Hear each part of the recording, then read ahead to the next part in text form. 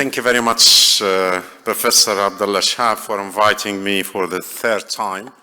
So if you've been invited again, that's mean my talk last time being like it. But I have very close relationship with the cardiologists in the hospital and the university and also in the conferences and talks.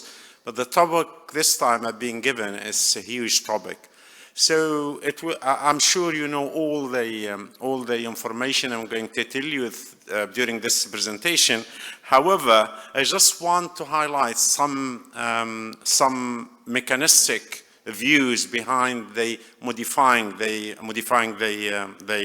So my presentation will be introduction, then I'll talk about metformin, our old friend, because specifically in the objective, Dr. Abdullah Shahab wrote that from metformin to the recent medication.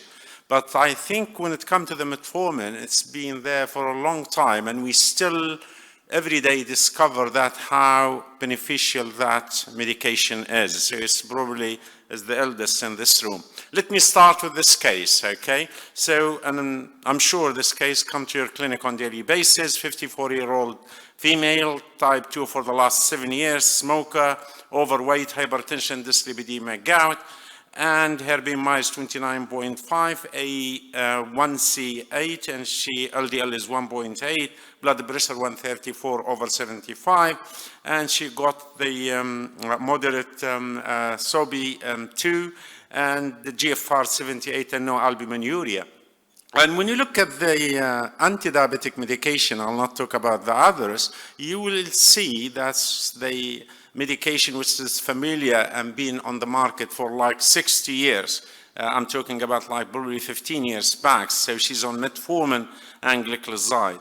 So when it comes to this patient and you want to offer her something to modify her disease process, you have metformin and sulfonylurea, and she's already in both. But now we have plethora of drug discovery which might be able to help this patient. So I will forget slightly about the glycemic control and talk about what we can offer her extra, which is the cardiovascular protection and the renal protection.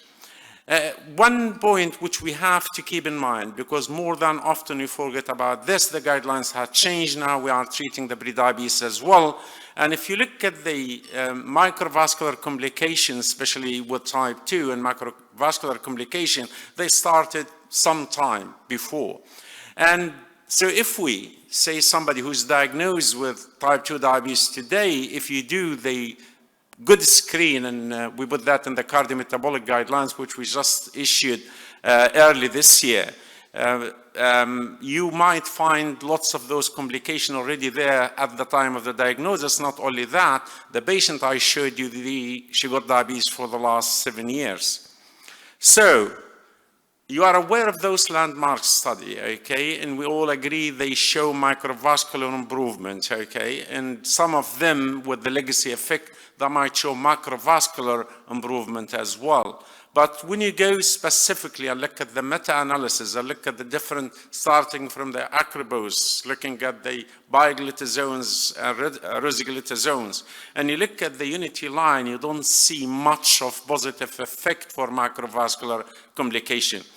However, when it comes to the metformin, metformin is a medication which has been studied extensively. I know there is no specific cardiovascular outcome trial for metformin, but it's been the background therapy for most of the cardiovascular outcome trials. And here, if you look at this network meta-analysis, what they have done, they've done the direct comparison. And the direct comparison here, they stratify them to those who they background therapy on metformin or not. And you see those with metformin as a background therapy, they have more when it comes to the cardiovascular outcome reduction MACE point, whether it's the 3-point or the expanded MACE or cardiovascular death or all-cause mortality or the hospitalization for heart failure. Forget about the whole slide just for the sake of the time, but for heart, when it comes to the metformin, there are lots of mechanisms being postulated to modify the progress of the disease when it comes to the histopathology, but it's alter the mitochondrial generic and also alter the utilization of the substrate. The other important point is to reduce the apoptosis when it comes to the cardio side.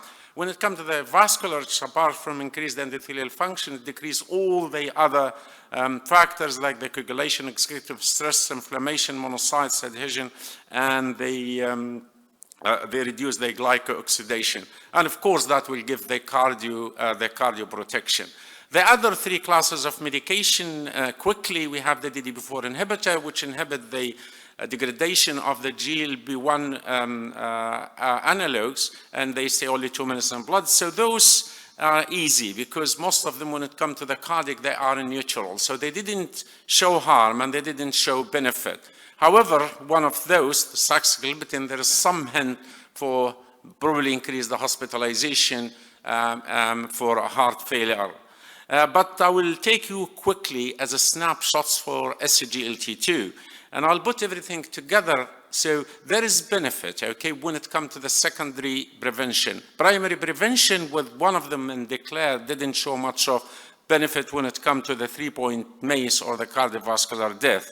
When you go down and look at the hospitalization for heart failure, all of them, they're doing well. And I think all of you know some of those, they be licensed to treat heart failure without diabetes. Kidney, the outcome is absolutely fantastic, even through all stages of CKD. So we don't stop those medication, even if the GFR below 15, as far as that patient on medication already. So they show cardiovascular benefit, and they show the renal protection as well, which we might offer this patient. They are three different mechanisms which have been postulated. That's the glucose, sodium, and volume. But if you look at those, most of those, more than 80%, there's no time to read them, but all of them, they're related to the heart, okay? Whether it's the cardiomyocyte or the inflammation, fibrosis related to the heart.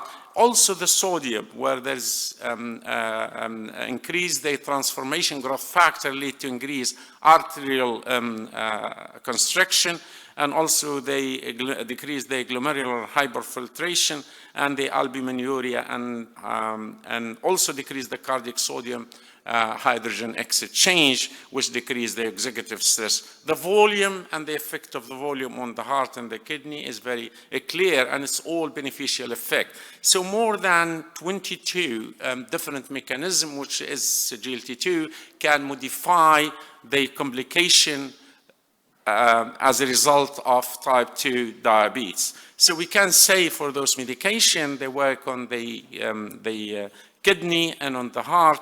So pump, pipe, and filter, it can do it all, but depend upon the stage you start those medications. So the earlier, the better. The last part of my presentation is the GLP-1 receptor agonist as a single agonist. Those are the cardiovascular outcome trials. And most of those, okay, the leader, which is for the liraglutide, sustain for semaglutide, and the Excel for the exenatide once weekly, also the Harmony. And I'll show you the last release this year in the second slide. All of them, they show beneficial effect with variable degree, but it's more with the liraglutide and the semaglutide. The last thing which is being released as cardiovascular outcome trial, we know most of the GLP-1 receptor agonists now is being licensed to treat obesity, the semaglutide, and we have liraglutide before, and this dose, 2.4 milligram, is the dose licensed to treat overweight and obesity. And select trial to look at the cardiovascular outcome for this dose. And I'll show you the results quickly. This is the MACE. In reduction 20%, they follow up with 39.8 months, and 0.8 months. That's the total follow-up period, and that's the 3-point MACE. And also, if you look at the secondary endpoint, you can see there is a reduction. That's the all-cause mortality.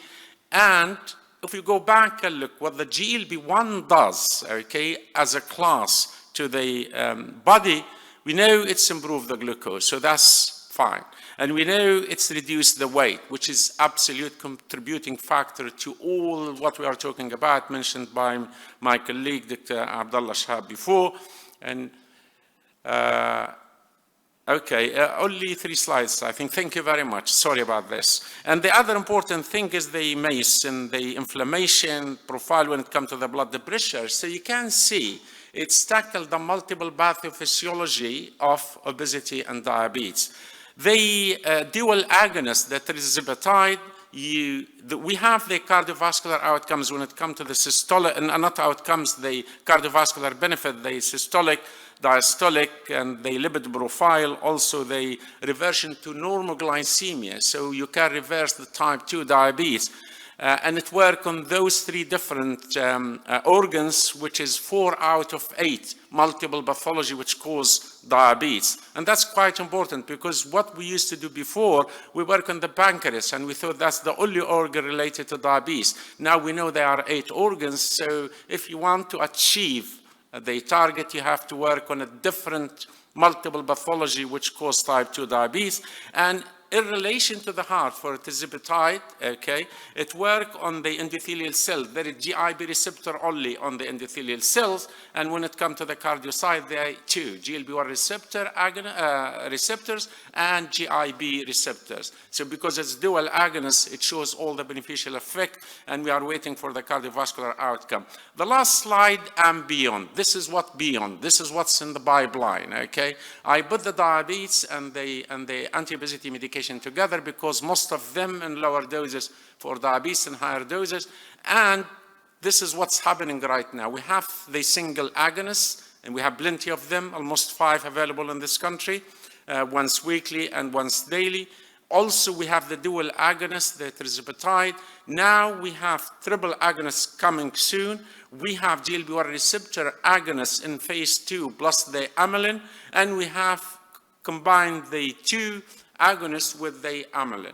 So you will see dual, triple, and more than that is the quadruple agonist by targeting more than one organ. So what's beyond is tackling most of those pathogenesis. I see in the future the process of pathogenesis can be modified and lots of complications can be reversed. With that, I will conclude with this. Okay, so we have lots of medication can benefit the heart, and also I think the slide put by my colleague as well, we shouldn't forget that we should target the multifactorial approach to be able, and we don't do quite well, unfortunately, because we target something and we forget about the others. With that, I would like to thank you very much. Thank you very much.